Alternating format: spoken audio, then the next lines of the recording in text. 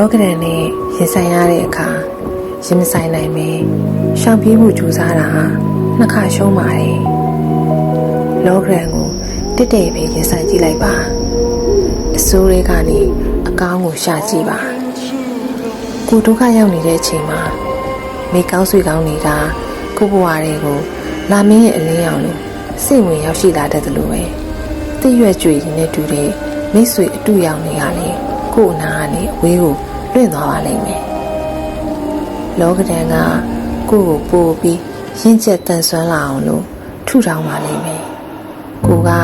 တတိရှိရှိရင်ဆိုင်လိုက်ဖို့ပဲလိုပါတယ်ဘဝမှာအစစအရာရာအစဉ်ပြေပြည့်စုံပြီးပျော်ရွှင်နေတဲ့အချိန်မှာတွဲထားတဲ့လက်တွေကခိုင်မြဲတာတော့မစမ်းကြည့်လာပါဘူးဒါပေမဲ့လောကဒဏ်ကြောင့်မုန်တိုင်းထဲမှာကစင့်ကလျားဖြစ်နေတဲ့အချိန်မှာတယောက်လက်ကိုတယောက်မြင်းမြင်းဆုပ်ကိုင်းပြီးလောကဒဏ်ကိုအရှုံးမပေးပဲအတူတူရင်ဆိုင်နိုင်ခြင်းကသာတွဲလက်တွေကို